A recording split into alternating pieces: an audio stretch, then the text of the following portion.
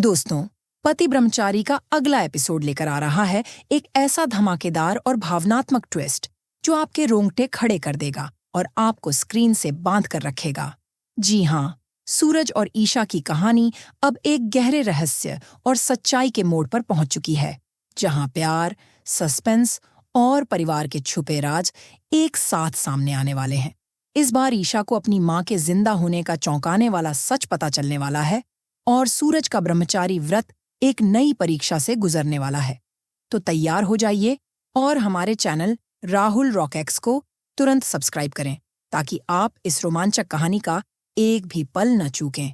कहानी की शुरुआत होती है गुलाब सिंह की हवेली में, जहां माहौल रहस्य और उत्साह से भरा हुआ है।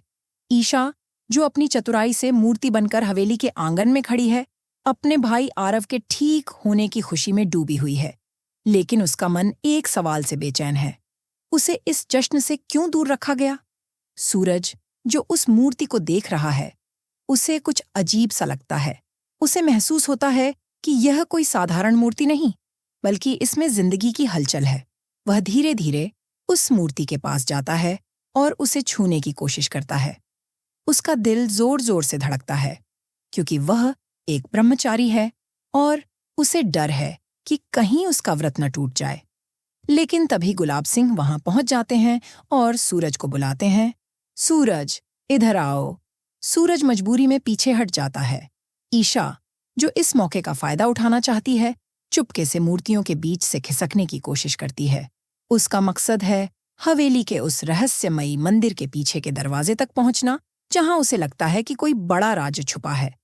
वह सोचती है कि शायद उसे वहां 11,580 रुपये के लिए कोई रास्ता मिले, जो दाई माँ ने उस पर थोपा था। लेकिन गुलाब सिंह की तीखी नजरें उसे देख लेती हैं। वह तेजी से उसके पीछे दौड़ते हैं और चिल्लाते हैं, रुको, तुम कौन हो? ईशा का दिल जोर जोर से धड़कने लगता है, लेकिन वह अपनी चतुराई से गुलाब सिंह को चकमा दे देती है और मंदिर के पीछे के दरवाजे तक पहुंच जाती है। दरवाजा खोलते ही ईशा एक अंधेरे और रहस्यमयी कमरे में दाखिल होती है, जो सालों से बंद पड़ा था। कमरे में धूल और सन्नाटे का आलम है। अचानक उसकी नजर एक कोने में पड़ती है। वहां एक औरत को रस्सियों से बांध कर रखा गया है। ईशा के कदम ठिठक जाते हैं। वह धीरे धीरे उस औरत के पास जाती है और जैसे ही वह उसका चेहरा देखती है, उसके होश उड़ जाते हैं। वह औरत कोई और नहीं बल्कि ईशा की माँ है। वही माँ जिसे गुलाब सिंह ने बताया था कि वह सालों पहले उन्हें छोड़कर भाग गई थी। ईशा की आंखें आंसुओं से भर जाती हैं और उसका मन सवालों से घिर जाता है। माँ, आप यहाँ? पापा ने तो कहा था कि आप हमें छोड़कर चली गईं। फिर आप यहाँ बंधी हुई क्यों हैं? ईशा की माँ कमजोर आवाज में जवाब देती है। ईशा, मेरी बेटी, गुलाब सिंह ने मुझे यहाँ कैद कर रखा है। उसने सबको झूठ बोला कि मैं भाग गई। यह सुनकर ईशा का गुस्सा और दर्द 7वें आसमान पर चढ़ जाता है। वह समझ जाती है कि गुलाब सिंह ने न सिर्फ उसे और उसके भाई आरव को धोखा दिया, बल्कि उसकी माँ को सालों तक इस अंधेरे कमरे में कैद रखा।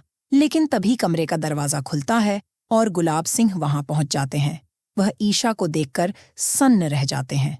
तुम यहाँ क्या कर रही हो? वह गुस्से से चिल्लाते हैं। ईशा अब डरने वाली नहीं है। वह गुलाब सिंह के सामने खड़ी होकर कहती है, पापा, आपने हमें सालों तक झूठ बोला, मेरी माँ को यहाँ कैद करके रखा और हमें बताया कि वह हमें छोड़कर चली गई।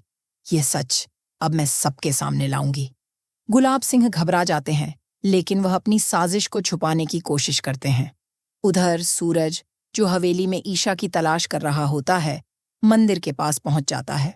क्या सूरज इस बार ईशा का साथ देगा और इस गहरे राज को उजागर करने में उसकी मदद करेगा, या फिर गुलाब सिंह अपनी साजिश में कामयाब हो जाएगा?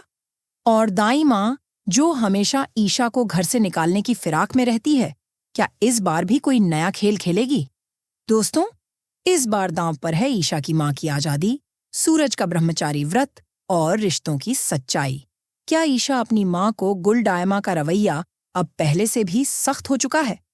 उन्होंने ईशा के सामने साफ साफ कह दिया है, अगर इस घर में रहना है तो मेरे 11,580 रुपये वापस करने होंगे, वरना अपना बोरिया बिस्तर समेटो और इस घर से चली जाओ।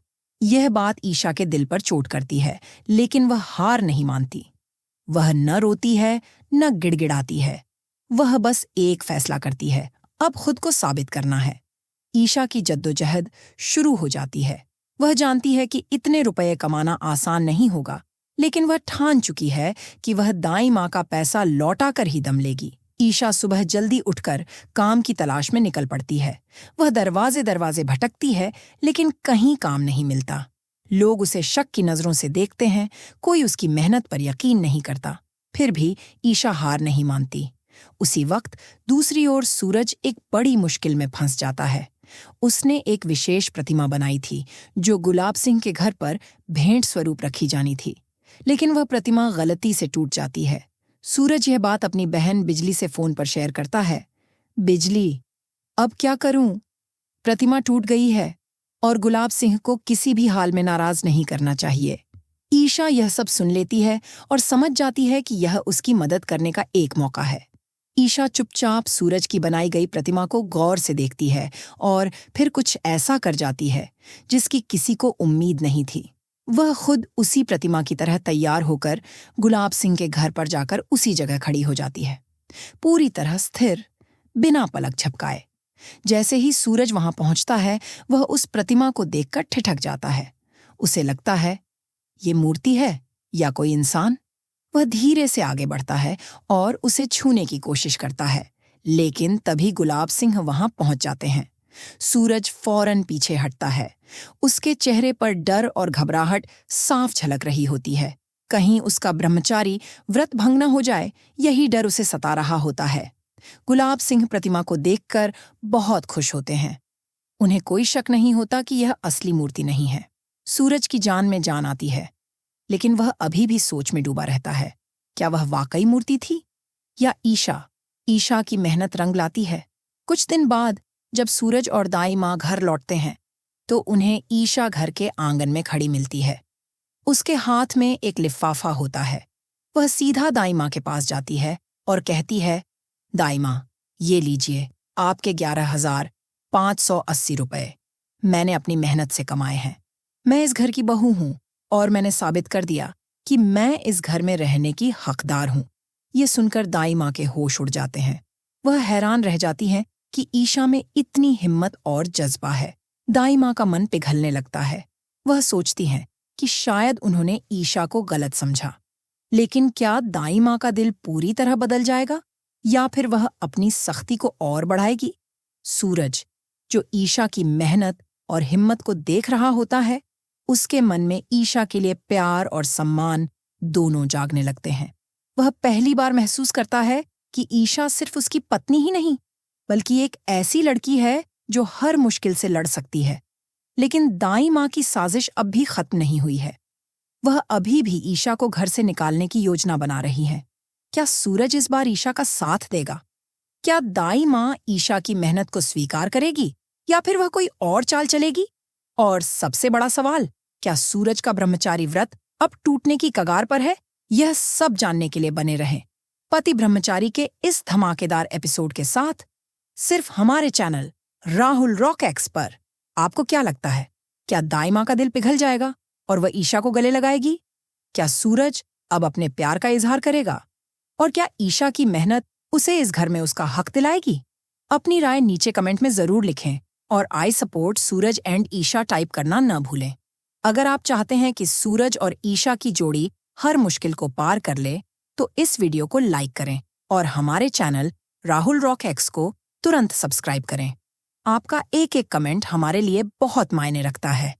पति ब्रह्मचारी की हर लेटेस्ट और एक्सक्लूसिव अपडेट के लिए बने रहें, क्योंकि यह कहानी अभी और रंग लाएगी। तब तक के लिए धन्यवाद।